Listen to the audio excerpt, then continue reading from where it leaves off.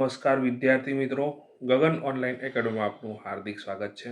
તો વિદ્યાર્થી મિત્રો, આજથી આપણે શરૂ કરવા જઈ રહ્યા છીએ સામાજિક વિજ્ઞાન જે છે એનો સેક્શન એના સોલ્યુશન. તો વિદ્યાર્થી મિત્રો, આપણે તમને થોડુંક સપોર્ટ મળે એટલા માટે આપણે સેક્શન એના 10 પ્રશ્નપત્રો જે છે એનું સોલ્યુશન લાવવાના છીએ. પહેલાં આપણે જોઈશું કે સેક્શન એમાં કઈનું સપોર્ટ મળે છે, ત્યારબાદ જ આપણે સેક્શન બી લાવીશું. ઓકે, તો વિદ્યાર્થી મિત્રો, ચેનલ પર જો નવા હોય તો ચેનલને ખાસ સબસ્ક્રાઈબ કરવાનું ભૂલતા નહીં. ઓકે, તો આગળ વધીએ વિદ્યાર્થી મિત્રો. તો પ્રશ્નપત્ર જે એક છે એને આપણે જોડકા જોડોની વાત કરીએ તો પહેલું બહુચરાજીનો મેળો. તો વિદ્યાર્થી મિત્રો, બહુચરાજીનો જે મેળો છે એ ક્યાં ભરાય છે? મહેસાણામાં ભરાય છે. ક્યાં ભરાય છે? મહેસાણામાં. તો પહેલામાં શું આવશે મિત્રો? ઈ જવાબ આવશે. શું આવશે? ઈ. બરોબર છે. પછી આગળ વધીએ. પછી વિદ્યાર્થી મિત્રો, પંડિત અહોબલ. તો પંડિત અહોબલ એ શું? એમણે સંગીત પારિજાત નામનો ગ્રંથ આપેલો હતો. એટલે શું આવશે? બીજાની અંદર એફ આવશે. શું આવશે? એફ. કુદરતનું સફાઈ કામદાર. હવે આમાં તો કેટલો સરસ પ્રશ્ન છે વિદ્યાર્થીઓ. તમારા અંગ્રેજીમાં પાઠ આવે છે, તમને ખબર હશે, વલ્ચર. વલ્ચર એટલે ગીધ જે છે એ શું છે? સફાઈ કામદાર છે મિત્રો. તો ત્રીજાની અંદર શું આવશે? બી આવશે. શું આવશે વિદ્યાર્થી મિત્રો? ત્રીજાની અંદર બી આવશે. ખ્યાલ આવ્યો કે નહીં? પવન ઉર્જા. તો પવન ઉર્જા શું છે વિદ્યાર્થી મિત્રો? તો પવન ઉર્જા જે છે અહીંયા આપેલું જ, પણ અહીંયા કોઈ જગ્યાનું નામ આપેલું છે. તો પવન ઉર્જાનો જે કેન્દ્રો છે એ ક્યાં આવેલા છે? લાંભા ખાતે આવેલા છે. એટલે શું આવશે? ચોથાની અંદર શું આવેલું છે? સી. પવન ચક્કીઓ એ ત્યાં આવેલી છે. ખનિજથી સમુદ્ર. તો વિદ્યાર્થી મિત્રો, એ ભૂલ છે થોડી. ખનિજથી સમૃદ્ધ કોણ છે? તો ખનિજથી સમૃદ્ધ કોણ છે? વિસ્ટા છે. એટલે કે પાંચમાની અંદર શું આવશે વિદ્યાર્થી મિત્રો? ડી આવશે. તો આ રીતે તમે આને જવાબો લખી શકો છો વ્યવસ્થિત ગોઠવીને. આ પ્રશ્નો લખજો અને સામે આ જે છે એના સાચા જવાબ આ રીતે ગોઠવીને લખજો. ઓકે, નેક્સ્ટ પ્રશ્ન તરફ જઈએ વિદ્યાર્થી મિત્રો. તો વિદ્યાર્થી મિત્રો, ખરા છે કે ખોટા એનાથી હવે શરૂ કરીએ વિદ્યાર્થી મિત્રો. તો પ્રશ્ન નંબર 6 છે, તત્વજ્ઞાનથી ભરપૂર એવા સાહિત્યને આર્યણકો કહે છે. તો વિજ્ઞાન એકદમ તદ્દન શું છે વિદ્યાર્થી મિત્રો? સાચું છે. આગળ વધીએ. 7મું, જૂનાગઢમાં 4 ગુફા સમૂહ આવેલા છે. આ વિધાન તદ્દન ખોટું છે વિદ્યાર્થી મિત્રો. તમારે કોમેન્ટ બોક્સમાં મને કોમેન્ટ કરીને કહેવાનું છે કે આ વિધાન ખોટું છે. તો જૂનાગઢમાં કેટલી ગુફાઓ આવેલી છે તમારે ફક્ત નંબર લખવાનો છે. નંબર દાખલા કે 5, 6, 10 એવી રીતે નંબર લખવાનો છે. બરાબર? ઓકે, હું તમારા કોમેન્ટની રાહ જોઈશ વિદ્યાર્થી મિત્રો. આગળ વધીએ. વાહન ચાલકે શારીરિક કે માનસિક રીતે સ્વસ્થ હોય તો જ વાહન ચલાવવું જોઈએ. તો વિધાન એકદમ શું છે વિદ્યાર્થી મિત્રો? સાચું છે. ઓકે, આગળ વધીએ. સરસ્વતી સબલા યોજના અન્વયે કન્યાઓને વિના મૂલ્ય સાયકલ આપવામાં આવે છે. વિદ્યાર્થી મિત્રો, આ વિધાન એકદમ શું છે? ખોટું છે. શું છે? ખોટું છે. તો વિદ્યાર્થી મિત્રો, સરસ્વતી સાધના યોજના લખેલું હોત વિદ્યાર્થી મિત્રો તો આપણા પ્રશ્નનો જવાબ શું હોત? એકદમ સાચો હોત. બરાબર છે.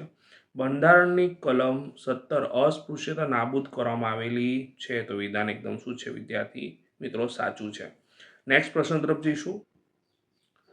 તો નીચે આપેલી ખાલી જગ્યાઓને યોગ્ય રીતે આપણે પૂરવાની છે મિત્રો. તો રાષ્ટ્રીય માનવ સંગ્રહાલય ક્યાં આવેલું છે વિદ્યાર્થી મિત્રો? ભોપાલ ખાતે આવેલું છે. ક્યાં આવેલું છે?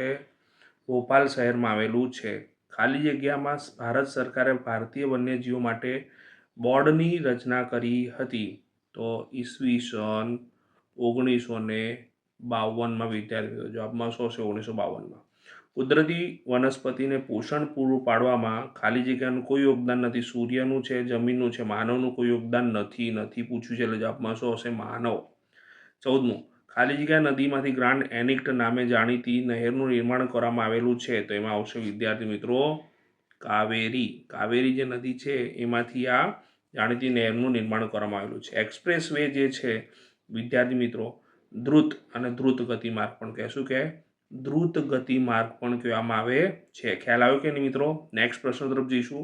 તો વિદ્યાર્થી મિત્રો, પ્રશ્ન 16માં આપણને સાચો વિકલ્પ પસંદ કરીને જવાબ લખવાનો કીધેલો છે. તો 16મો પ્રશ્નમાં આપણને સરસ મજાનું એક જોડકું આપેલું છે.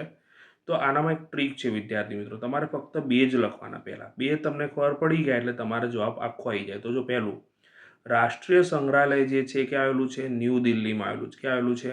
ન્યૂ દિલ્હીમાં. એટલે પહેલામાં ડી એટલે બી અને ડી ઓપ્શનમાંથી એક ઓપ્શન હશે. હવે બીજા નંબરનું ચેક કરીએ.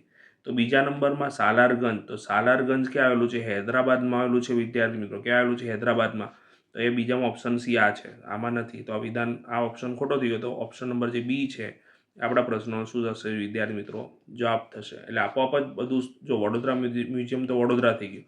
તો આ પણ તમે ટ્રીક વાપરી શકો કે વડોદરા મ્યુઝિયમ ત્રીજાની અંદર સી કોનામાં છે જુઓ, સોરી ત્રીજાની અંદર બી કોનામાં છે ચેક કરો, તો આ બે ઓપ્શનમાં હતો એટલે તમને આ રીતે ચેક તો કરવું જ પડે, બરોબર છે.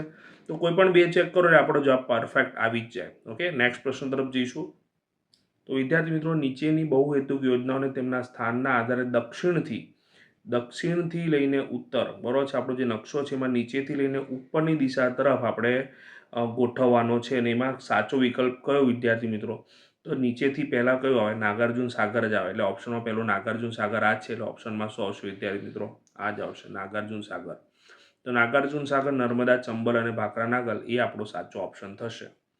ભારતમાં લગભગ કેટલા ટકા જળ સિંચાઈ માટે ઉપયોગી થાય છે?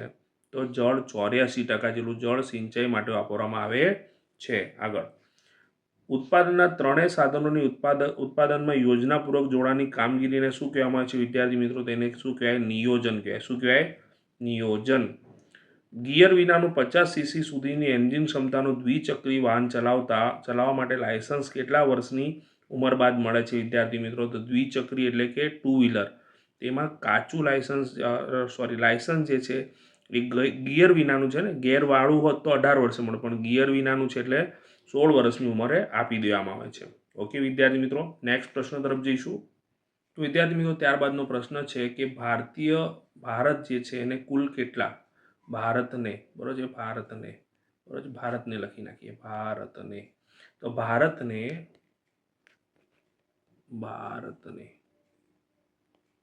કુલ કેટલા કિલોમીટર દરિયા કિનારો મળેલ છે? તો વિદ્યાર્થી મિત્રો, જવાબમાં લખીશું ભારતને કુલ 7516 કિલોમીટર જેટલો દરિયો મળેલ છે. ઓકે, બીજો પ્રશ્ન, ભારતનું 12 માસ ખુલ્લું રહેતું બંદર કયું છે? તો પોરબંદર જે છે વિદ્યાર્થી મિત્રો એ 12 માસ ખુલ્લું રહેતું બંદર છે. ઓકે, વિકાસશીલ રાષ્ટ્રોની મુખ્ય આર્થિક પ્રવૃત્તિ શું છે? વિકાસશીલ, વિદ્યાર્થીઓ વિકસિત નહીં વિકાસશીલ કીધું છે. તો વિકાસશીલ દેશોની આર્થિક પ્રવૃત્તિ મુખ્ય શું છે? ખેતી. આપણો દેશ વિકાસશીલ છે, એની મુખ્ય પ્રવૃત્તિ શું છે? ખેતી છે.